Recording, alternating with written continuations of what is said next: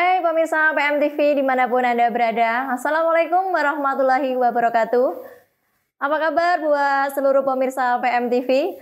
Semoga kabarnya selalu dalam keadaan sehat walafiat dan semoga senantiasa dalam lindungan Tuhan Yang Maha Esa.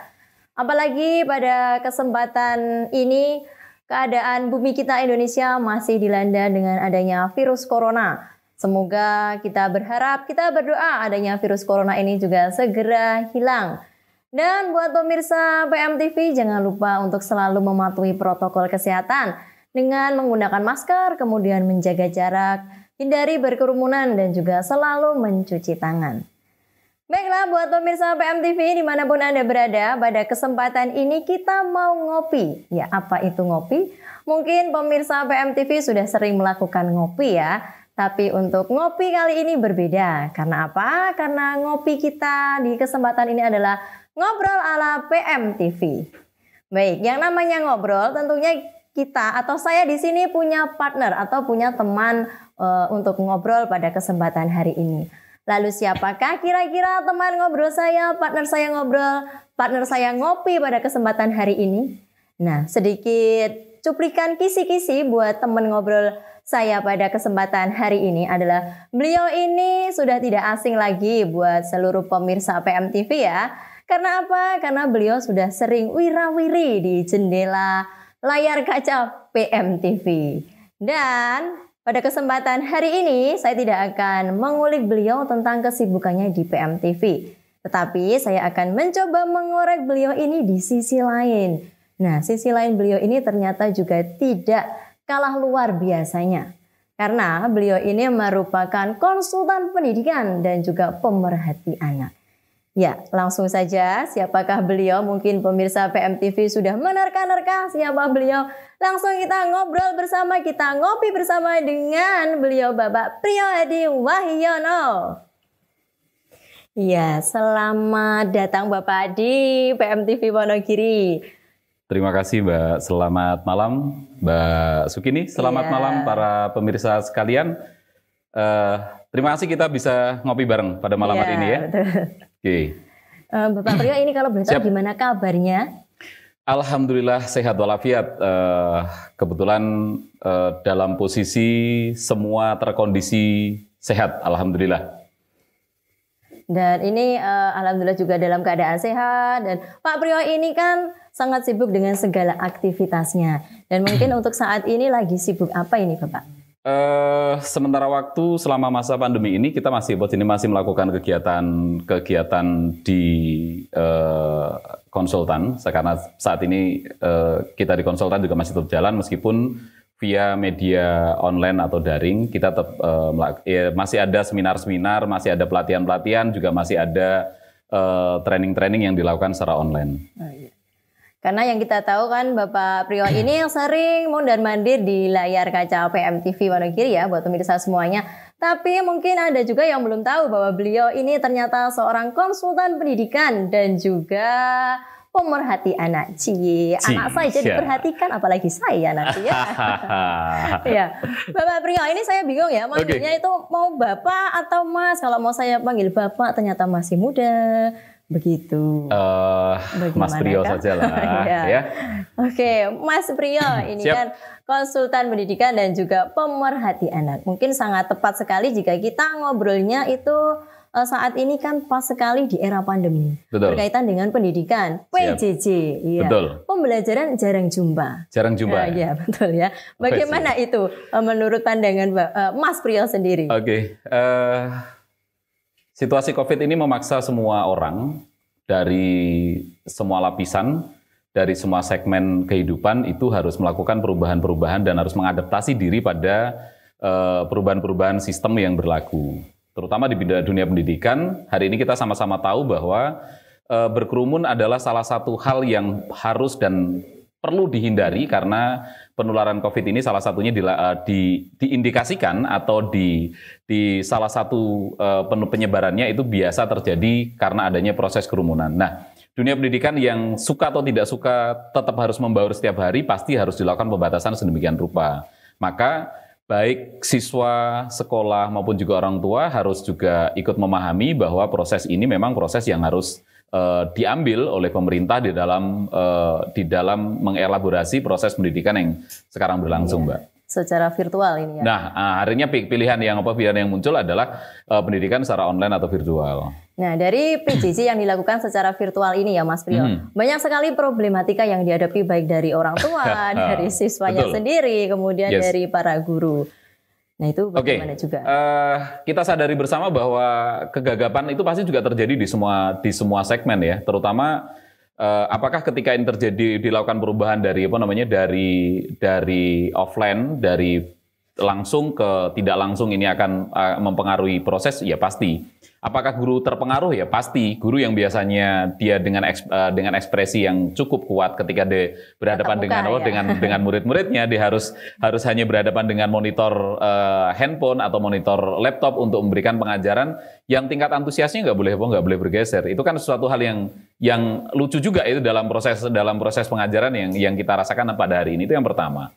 Yang kedua, mekanisme sistem yang berlangsung sendiri pasti penuh masih diwarnai oleh trial and error. Artinya guru juga masih mencoba-coba berbagai macam cara atau metode yang bisa diajarkan kepada murid-muridnya berkaitan dengan proses daring itu sendiri. Karena ya suka atau tidak suka kan guru juga awalnya juga tidak siap kan dengan tidak menyiapkan diri kan bahwa akan terjadi perubahan yang sedemikian sangat drastis. Itu yang pertama. Yang kedua, ketidaksiapan tentunya pasti akan dialami oleh murid-murid.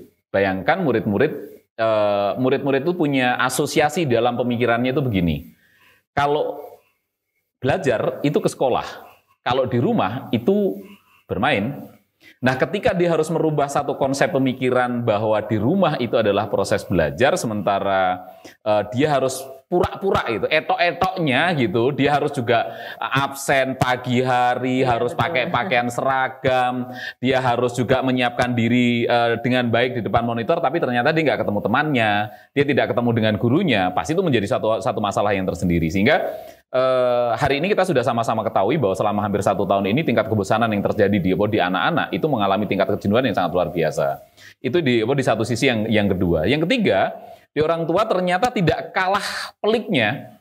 Di awal-awal orang tua semuanya ribut tentang penyediaan paket data. Iya, betul, kuota. Mereka semua beribut-ribut tentang paket data atau kuota internet yang dilakukan dalam proses belajar. Akhirnya pemerintah turun tangan dengan memberikan subsidi di beberapa tingkatan, itu diberikan subsidi untuk proses pembelajaran itu. Soal selesai? Oh, ternyata tidak.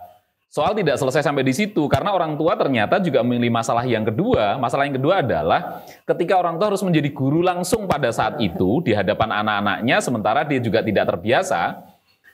Ini PR banget kan gitu ya, ini PR banget bagi orang tua. Maka yang terjadi adalah yang biasanya terjadi adalah konflik baru. Antara siapa? Antara orang tua dengan anak-anaknya di rumah, mulai dari pendisiplinan, bangunin lah, orang tua harus menyiapkan anaknya untuk siap belajar dan seterusnya, menjadi catatan yang kedua. Itu hal yang secara fakta kita temukan pada hari ini. Gitu, Mbak. Ya, lalu untuk mendisiplinkan tadi ya, siswa dari orang tua mulai dari membangunkan pagi, kemudian mengerjakan tugas, supaya anak ini bisa kembali disiplin seperti ketika di sekolah dari orang tuanya sendiri itu bagaimana? Oh iya, yang pertama begini, bahwa tanpa perlu disadari bahwa orang tua juga harus memahami emosi anak ya. Artinya saya mengatakan bahwa orang tua harus ikut memahami bagaimana anak-anak hari ini juga dalam posisi yang sangat jenuh. Dia sendiri juga tidak ingin belajar dengan metode seperti ini, sementara mereka dipaksa, yang dia tidak punya pilihan lain, gitu ya. Dia tidak punya pilihan lain, gitu. Itu yang pertama. Maka kita tidak bisa mendirect mereka dengan kekerasan, gitu ya, dengan teriak-teriak, dengan memberikan punishment bahwa kalau kamu tidak melakukan ini maka kamu blas segala macam. Pasti itu menjadi sesuatu yang menurut saya menjadi hal yang tidak menarik bagi anak-anak. Nah, perlu kita rubah strategi komunikasinya yang perlu diterjemahkan, Mbak. Yang pertama, misal begini. Bagaimana orang tua juga bisa menyiapkan tempat belajar anak-anak itu senyaman ketika mereka juga berhadapan dengan gurunya langsung. PR pertama bagi orang tua. Yang kedua, orang tua bisa nggak juga menjadi mentor dari anak-anaknya secara langsung. Ketika anaknya mengalami hambatan dalam proses belajar yang ketika biasanya dia bertanya kepada gurunya, dia bertanya kepada orang tuanya. Nah, Artinya dalam konteks ini saya harus mengatakan orang tua juga harus ikut mau suka atau tidak suka, mau tidak mau harus ikut belajar. Minimal ada orang dewasa yang mendampingi anak ini dalam proses belajar, entah itu kakaknya, entah itu tantenya, entah itu siapapun, kakaknya atau siapa yang lebih dewasa itu ikut bagi yang di kelas bawah itu harus ada yang mendampingi. Yang ketiga, seringkali kita melupakan bahwa kejenuhan itu harus didistrak. Didistrak itu arti dikasih jeda. Karena biasanya apalagi saya beberapa yang saya tahu di sekolah-sekolah swasta misal begitu itu lebih killer lagi sebenarnya. Hari ini itu beban yang dialami oleh anak-anak sekolah dalam masa pandemi ini itu ada dua. Ada anak-anak yang merasa beban pelajaran ini sangat banyak banget. Tapi ada juga anak-anak yang merasa bahwa mereka tidak punya beban apa-apa. Betul. Karena mereka nggak ngerjain apa-apa, gitu ya. Jadi karena mereka tidak mengerjain apa-apa, jadi mereka biasa-biasa aja, yang nggak masuk sekolah ya sudah. Toh tidak ada gurunya, tidak ada yang marahin, tidak ada yang mempertanyakan, gitu kan. Nah mekanisme ini, maka catatan saya sebagai ya orang yang selama ini memperhatikan dunia pendidikan sekaligus juga memperhatikan psikologi perkembangan anak, saya ingin mengatakan begini bahwa komunikasi antara sekolah dan orang tua menjadi catatan penting pada hari ini. Ketika terjadi miskomunikasi antara sekolah dengan terjadi miskomunikasi antara orang tua dengan sekolah, maka wassalam ini anak-anak. Gitu. Kenapa? Karena keberhasilan proses ini tidak bisa melepaskan tanggung jawab antara orang tua, sekolah, dan anak ini sendiri. Nah, kalau secara teknis bagaimana cara mendisiplinkan mereka dan seterusnya, maka ingat disiplin itu adalah habit. Itu adalah kebiasaan. Kebiasaan itu hanya bisa dilakukan dengan cara latihan. Maka melatih mereka dengan cara yang bisa menyenangkan, melatih mereka dengan cara yang dimaui oleh anak-anak, itu akan tentunya akan lebih optimal dibandingkan dengan mendisiplinkan mereka dengan cara kita gitu ya. Pokoknya kalau jam sekian nggak bangun disiram misal gitu ya, nanti nggak dikasih uang jajan misal gitu dengan ancaman-ancaman dan seterusnya begitu, saya rasa itu tidak akan cukup menolong karena mereka sendiri juga anak-anak juga mengalami kejenuhan yang luar biasa. Gitu Mbak. Lalu untuk ini Mas Rio, dengan siswa yang tadi pendampingan orang tua. Baik, betul. Lalu bagaimana dengan siswa yang tidak ada orang tuanya, mungkin orang tuanya merantau dan di rumah mereka hanya tinggal dengan neneknya, mungkin kakaknya yang tidak paham sama sekali dengan gawai. Wah, ini PR tambah banget gitu ya. Jadi hari ini kita memang terjadi dilema yang sangat luar biasa itu karena orang diminta untuk melakukan breakthrough. Satu lompatan dari kondisi yang awalnya seperti apa menjadi sesuatu yang seperti apa yang prosesnya dilakukan dengan cara tiba-tiba. Tidak ada proses penyiapan nanti sebulan lagi kamu mau begini ya. Nanti kamu saya ajari begini karena nanti sebulan lagi. Nggak ada. Tiba-tiba dipotong jebret dan orang harus mengadaptasi gitu. Anak-anak harus mengadaptasi. Nah, syarat sebenarnya lembaga pendidikan, dunia pendidikan harus aware terhadap ini. Sekolah harus juga mau tahu persis dengan kondisi-kondisi ini. Tidak bisa sekolah membiarkan ya urusan di rumah urusan orang tua lah, urusan di sekolah urusan kami. Nggak bisa. Hari ini keberhasilan pendidikan nggak bisa ditentukan hanya satu sektor. Stakeholder pendidikan harus ikut campur Mbak. Jadi kalau hemat saya begini, sekolah itu harus punya inventarisir. Dia harus punya inventarisir data anak-anak ini yang kira-kira bakal menjadi sumber masalah mana. Apakah sumber masalahnya karena ketersediaan? Saya mengalami beberapa kasus yang saya alami adalah anak-anak tidak punya gadget. Gadgetnya bareng sama orang tuanya. Orang tuanya nggak ada di rumah, sama aja gitu ya. Orang tuanya kerja berangkat pagi pulang sore. Dia bisa pegang HP malam. Sementara tugas harus dikumpulkan siang misal begitu. Nah, sekolah harus cermat menurut saya. Lembaga pendidikan harus cermat melihat kondisi ini secara faktual. Faktual itu artinya begini.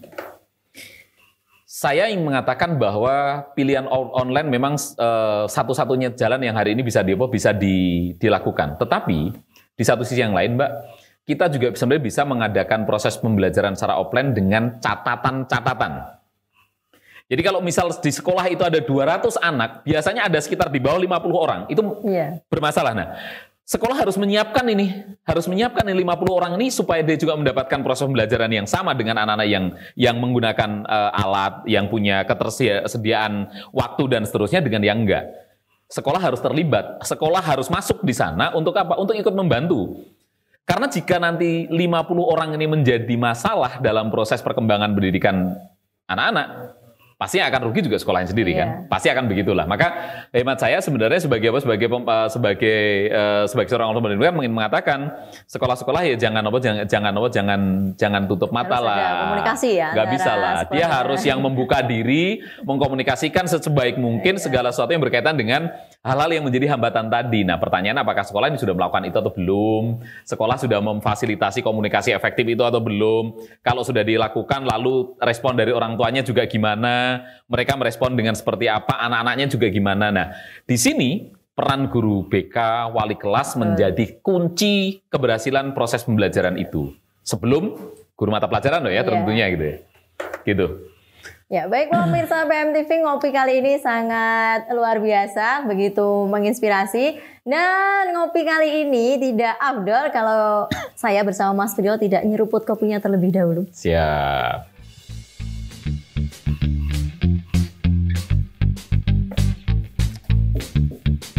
Dan buat pemirsa PMTV, kami akan kembali setelah yang mulai berikut ini.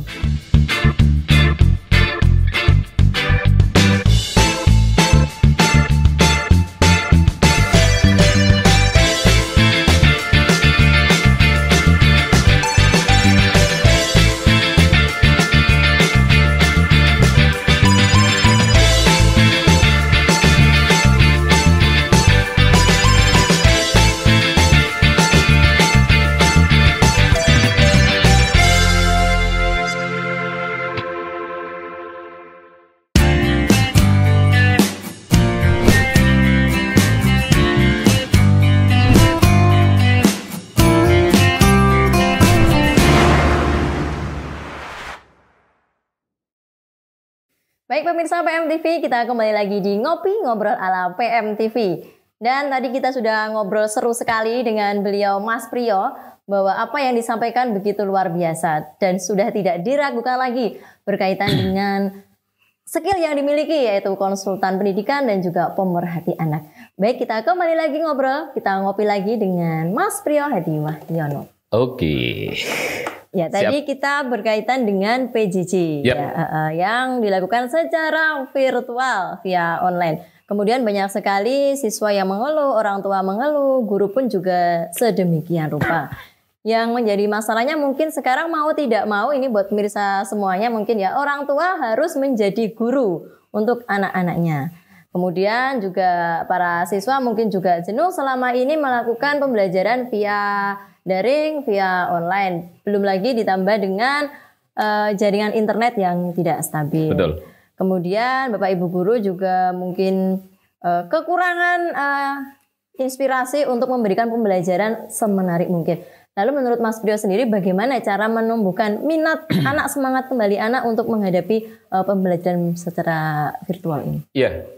Kalau kita berbicara tentang belajar dan minat belajar bagi anak-anak itu, hari ini kan kita tidak bisa memaksakan semua. Saya sih sebagai pemerhati anak ingin menyampaikan begini, bahwa kita tidak bisa loh memaksakan semua desain kurikulum yang biasa itu ada, itu harus dikuasai anak-anak kita pada hari ini gitu. Nah, kita harus punya skala prioritas. Lembaga pendidikan harus punya skala prioritas. Mana sih yang sebenarnya menjadi tolok ukur keberhasilan proses itu tanpa harus mengurangi esensinya. Jadi supaya tidak membuat anak-anak itu juga terbebani.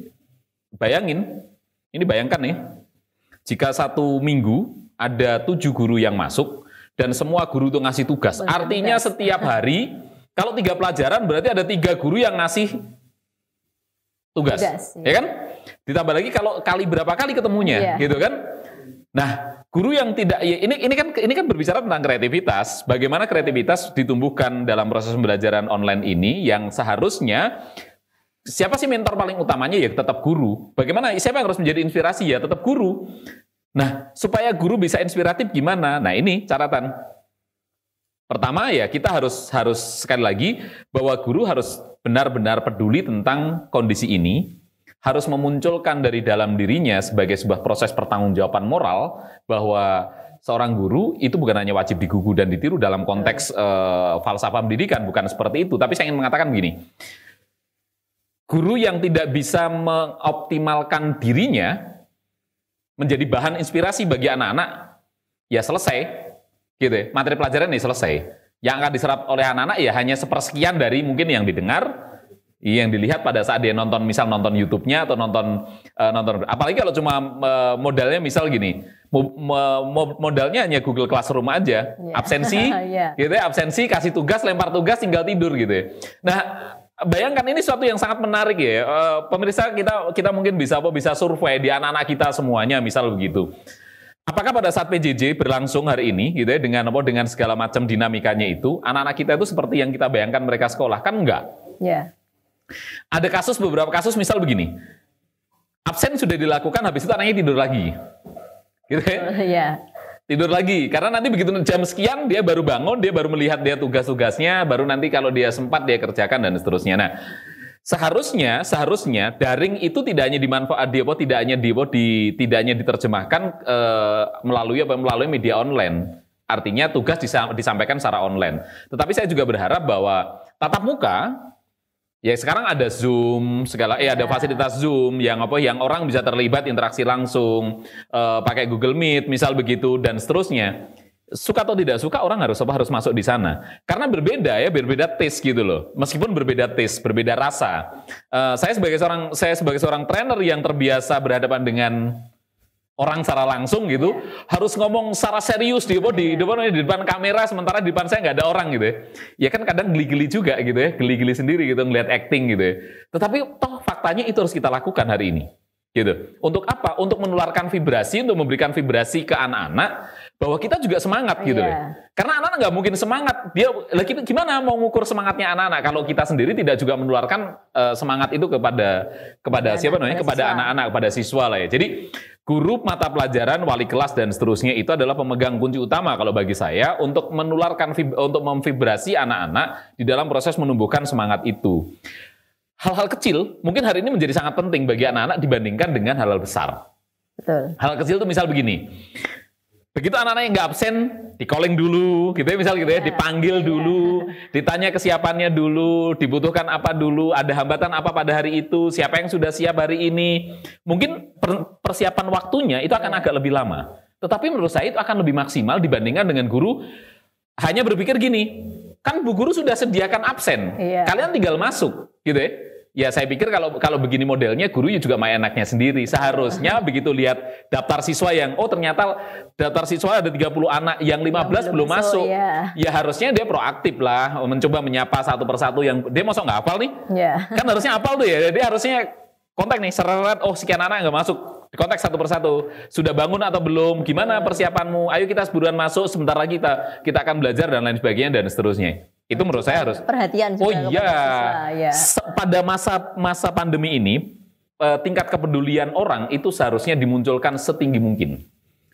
Kepedulian guru terhadap anak-anak itu juga harusnya meningkat lebih tinggi dibandingkan dengan biasanya. Kalau biasanya ngadepin anak 30 dalam kelas kan nggak harus ngapalin, yang penting suara dia didengerin selesai. Kalau saat ini kan hadapannya satu persatu, ya kan? Ternyata si Andi belum masuk nih gitu. Ya guru harus aware lah, harus oke. Teman-teman tunggu sebentar ya, Andi belum masuk. Kita coba cari tahu yuk dulu Andi sudah ada di mana nih hari ini, gitu. Supaya nanti dia bisa belajar bareng dengan kita. Bukan serta-merta langsung checklist, Andi nggak masuk berarti alfa. Ya kalau hanya itu yang dilakukan, guru ya enak aja kalau dengan model begitu sudah selesai. Dia tinggal nyediain form, anaknya suruh ngisi sendiri, lalu selesai. Ya menurut saya nggak adil lah gitu kan, nggak adil dalam konteks ini. Harusnya kan juga ada kepedulian yang ditularkan oleh gurunya. Satu, yang kedua, ketika mengalami hambatan, guru kan punya juga yang namanya home visit.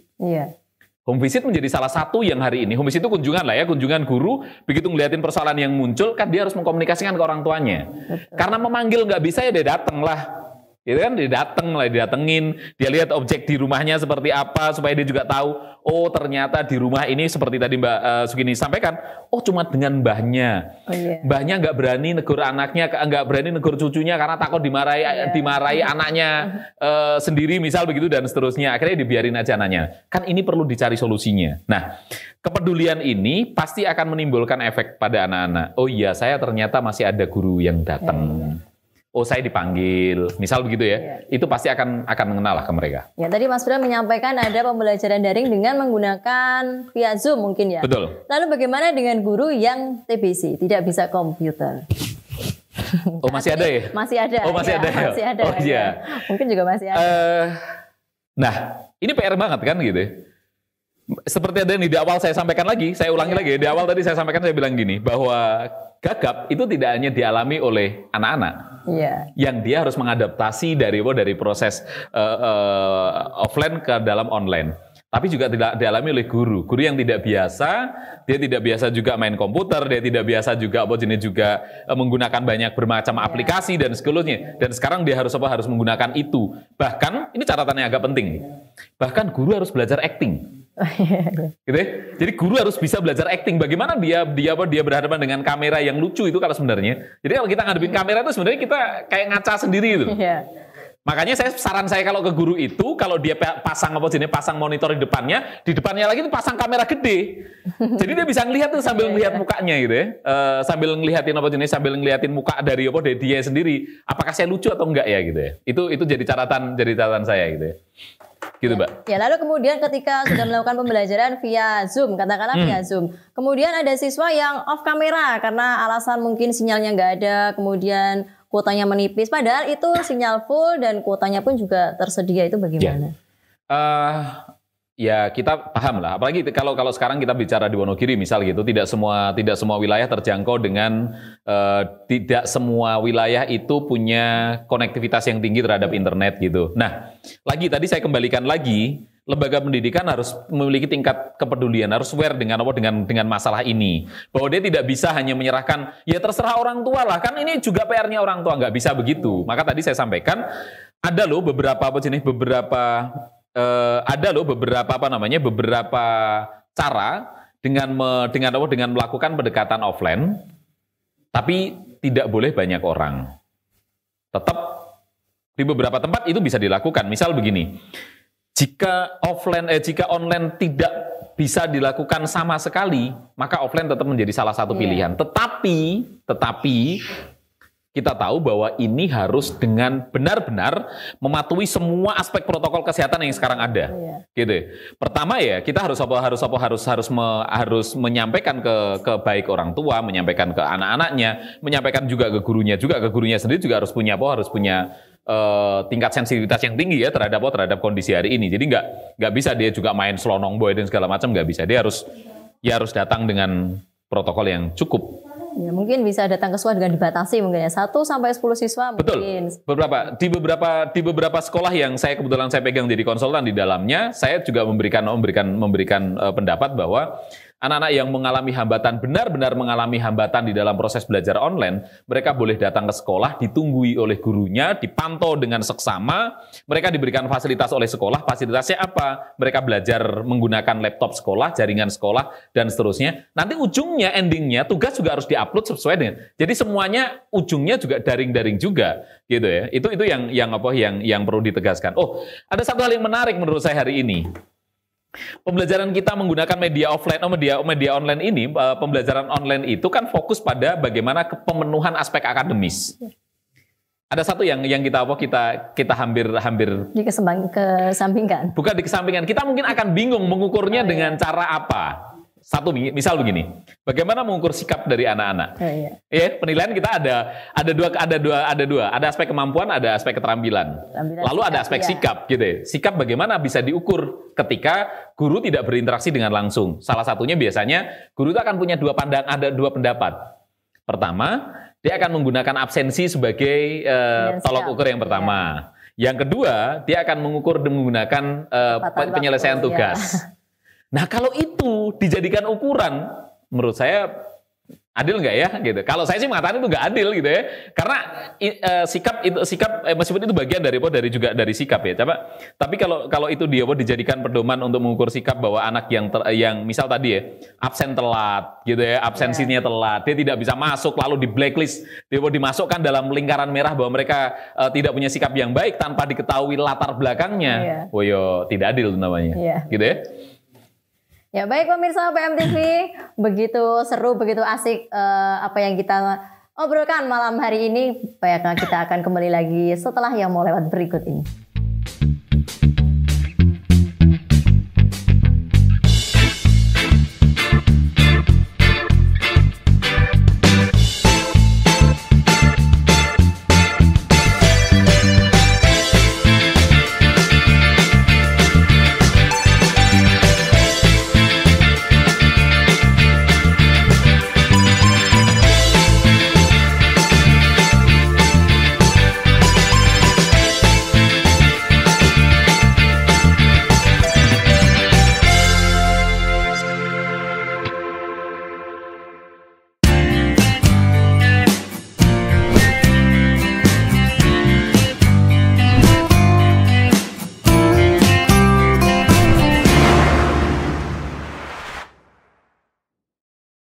Baik pemirsa PMTV, kita kembali lagi di Ngopi, ngobrol ala PMTV. Dan kita lanjutkan kembali ngopinya bersama dengan Mas Priyo Hadi Wahyono. Karena ngobrol kita pada kesempatan ini begitu seru berkaitan dengan PJJ. Ya, baik Mas Priyo. Siap. Dilanjutkan kembali ngopinya. Ya, untuk menumbuhkan semangat tadi sudah disampaikan banyak sekali trik-trik yang harus disampaikan oleh guru kepada siswa maupun kepada orang tuanya, bahwa harus ada jalinan komunikasi juga antara pihak sekolah dengan orang tua dan juga kepada para siswa. Nah, untuk saat ini mungkin begini, ketika siswa ada yang dilarang orang tuanya untuk memegang gawai atau gadget. Tapi mereka pas ketika hari Minggu mereka menggunakan HP itu dengan alasan untuk mengerjakan tugas. Itu bagaimana menurut Mas Priyo? Ini kan bumerang sebenarnya. Bumerang yang terjadi di tahun 2020. Sebelum tahun 2020 saya juga mengatakan bahwa anak-anak yang memegang gadget gawe selama lebih dari 2 jam itu mempengaruhi perkembangan struktur otak anak-anak. Saya juga mengatakan menggunakan hal yang sama. Nah, ketika sekarang semua proses pembelajaran anak-anak harus melalui gawe, saya juga was-was sebenarnya. Apakah ini berpengaruh atau enggak? Saya ingin mengatakan pasti juga berpengaruh. Betul. Dan ini juga pasti akan mempengaruhi perkembangan anak pada sisi yang lain. Karena dia fokus pada satu media yang dia tidak bergerak kemana-mana dan seterusnya gitu. Nah, tadi ketika ditanya bagaimana sih sebenarnya larangan ini apakah masih berlaku atau tidak untuk hari ini dalam konteks itu, kalau saya ingin mengatakan begini. Fungsi alat itu adalah biasanya alat itu dibikin dengan apa? Dengan fungsi. Nah, fungsi itu yang harus diterjemahkan ke anak-anak. Nah, hari ini gawe, handphone, laptop dan seterusnya itu adalah media alat untuk bekerja bagi orang dewasa dan juga bagi anak-anak adalah alat untuk belajar. Jadi penerjemahan ini harus juga disampaikan bahwa ketika alat ini bermasalah, maka mereka akan menjadi bermasalah pada semua struktur pembelajaran yang dialami. Jadi bagaimana orang tua bisa menerjemahkan ini ke anak-anaknya bahwa handphone, laptop, dan lain sebagainya itu adalah alat kerja dan alat belajar. Nah, sarana belajar. Ya? Sarana belajar. Jadi kalau dulu belajar itu dengan menulis segala macam dan seterusnya, meskipun sekarang juga masih ada menulis, tapi medianya kan tetap harus ada alat bantunya. Nah, saya mengatakan orang tua hari ini kita sama-sama juga memperhatikan perkembangan kesehatan otak dari anak-anak kita lah. Kalau mereka tersuplai informasi melalui gawe selama sehari penuh tanpa ada jeda dan seterusnya, pasti ini akan jadi masalah di kemudian hari. Dan saya juga sebenarnya juga was-was dengan kondisi ini kalau berlangsung secara terus-menerus gitu ya. Nah, bagaimana selama proses belajar itu anak-anak tahu persis bahwa selama belajar itu berarti waktu yang terpaksa dia harus menggunakan gawe. Kan? Jadi bagaimana seorang anak itu merasa bahwa ketika dia menggunakan gawe pada hari itu adalah hal yang terpaksa dia lakukan. Jadi dia harus menggunakan itu seefektif mungkin itu. Betul. Itu yang pertama. Yang kedua, kita biasa memberikan anak-anak itu hiburan dengan cara memberikan kelonggaran gitu ya, dengan kesepakatan. Nah, saya ingin mengajak para orang tua, mari sama-sama kita itu membuat aturan main yang jelas. Di rumah itu harus ada rule yang jelas, ada aturan main yang jelas supaya anak-anak itu ngerti apa yang harus diikuti gitu ya. Mekanismenya seperti apa? Oke, dia pegang gawe dari jam 7 sampai jam 12 adalah proses belajar. Lalu dia break, dia harus istirahat, dia harus meletakkan itu karena dia harus merefresh otaknya, dia harus mengganti, harus mendistrak kejenuhan proses belajar itu dengan yang lainnya. Oke, sudah diletakkan. Tapi anaknya kan ngotot, Pak bagaimana anaknya yang nangis pengen main handphone dan seterusnya. Peran orang tua tetap menjadi salah satu pilar utama dalam kondisi yang satu ini. Maka saya memberikan izin. Lalu kalau mau main game kapan? Oke, berikan waktu 1-2 jam di akhir hari, di akhir hari, sore jam 4, misal mungkin jam 2, jam 3 atau sampai jam 3 sampai jam 5 dia menggunakan, setelahnya selesai. Karena kalau kita juga menyerahkan gawe itu kepada anak-anak kita hari ini secara penuh tanpa kontrol, tanpa ada penjelasan alat itu sebenarnya fungsinya untuk apa. Apalagi hari ini begitu anak-anak memegang handphone itu seperti keranjingan, mendapatkan kebebasan akses bermain handphone, bermain game luar biasa. Ini satu PR besar yang perlu dijawab sekian waktu yang akan datang, Mbak. Jadi menurut saya orang tua juga harus mampu membuat rule, membuat aturan main, harus membuat kesepakatan dan kesepahaman kepada anak-anak, sekaligus juga memberikan pemahaman bahwa handphone, bahwa laptop dan seterusnya itu bagi anak-anak adalah alat belajar, bagi orang dewasa adalah alat kerja. Jadi ini juga harus adil ya. Jadi kalau orang tua mengatakan, ya saya menggunakan handphone pada saat saya bekerja, kalau tidak berarti diletakkan. Loh, lalu bagaimana yang ini anak saya mendapatkan komplain tuh begini. Lalu bagaimana Pak yang pekerjaan orang tuanya itu online gitu kan, online shop dan lain sebagainya dan seterusnya. Tapi saya masih yakin kok meskipun online shop dan lain sebagainya itu tidak juga dipelototi selama 24 jam tidak berkedip gitu juga enggak juga. Artinya orang tua juga tidak boleh menang sendiri, merasa bahwa dia mau mencari alibi, bahwa pembenaran bahwa apa yang dilakukan itu menjadi benar, ya nggak bisa, harus adil. Anak-anak itu harus diajari bagaimana konsekuensi dari proses itu terjadi.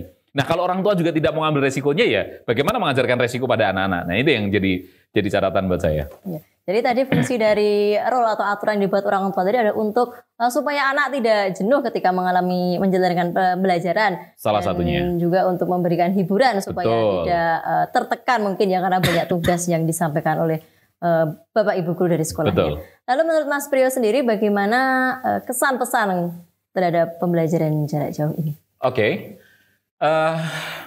Pertama saya ingin mengatakan bahwa baik guru, orang tua, dan anak-anak memang harus suka atau tidak suka harus siap dengan perubahan kondisi yang hari ini terjadi.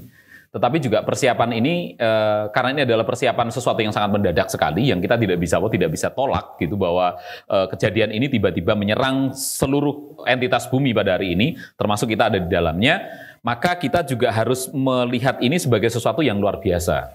Itu yang pertama. Nah, karena ini sesuatu yang luar biasa, maka juga harus disikapi dengan sesuatu yang luar biasa.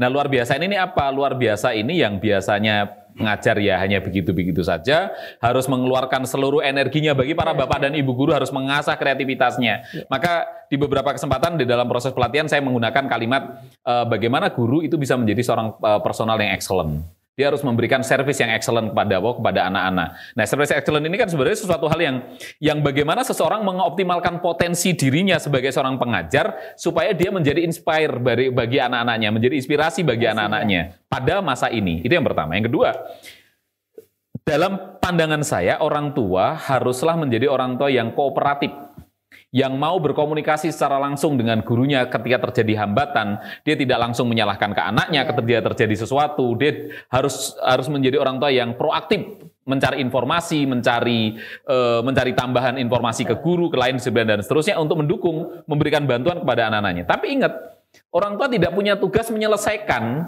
PR dari anak-anaknya. Nah, ini kesalahan fatal yang hari ini juga terjadi. Sekali lagi saya ingatkan bahwa orang tua tidak punya tugas menyelesaikan PR anak-anaknya atau menyelesaikan tugas dari anak-anaknya. Orang tua bertugas membantu. Kalimat kuncinya adalah membantu dan mendampingi anak-anaknya menyelesaikan pekerjaan itu. Itu betul. Ketiga, bagaimana dengan anak-anak?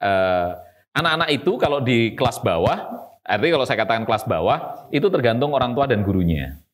Kalau sudah SMP, misalnya di SMP SLTA, itu sudah dua hal yang bermain. Kita sudah harus melakukan conditioning terhadap anaknya secara benar. Kedua, kita juga harus mengkondisikan proses guru dalam proses memberikan pengajaran secara baik dan benar pula. Jadi kesimpulan saya hari ini bahwa anak-anak itu membutuhkan sesuatu yang jelas dari orang dewasa, dari kita semuanya, dari para pengajar, dari orang tua, dan dari siapapun yang ada di sekitarnya. Aturan main yang jelas pasti akan memudahkan anak-anak juga untuk mengikuti pola, gitu ya. Kalaupun ada satu dua yang mengalami hambatan ini itu dan seterusnya, pasti ini hal yang lumrah. Tapi kan ini justru tantangan kan bagi lembaga pendidikan untuk ya menjawab ini, bahwa mereka dengan segala macam kondisi, termasuk tadi itu juga yang gurunya TBC misal begitu, ternyata masih buta komputer gitu ya. Ya suka atau nggak suka harus mulai masuk ke sana. Kurang lebih itu Mbak yang bisa kita diskusikan pada hari ini. Ya baik pemirsa PMTV, itu tadi ngobrol ala PMTV bersama dengan Mas Priyo, konsultan pendidikan dan juga pemerhati anak. Buat Mas Priyo, terima kasih sekali. Terima kasih kembali. Bermanfaat buat seluruh pemirsa PMTV dimanapun berada. Dan mungkin cukup sekian dulu pada kesempatan hari ini. Semoga apa yang disampaikan tadi ngopi pada kesempatan hari ini bermanfaat, berguna, dan semoga menginspirasi untuk semua orang. Akhir kata, wassalamualaikum warahmatullahi wabarakatuh.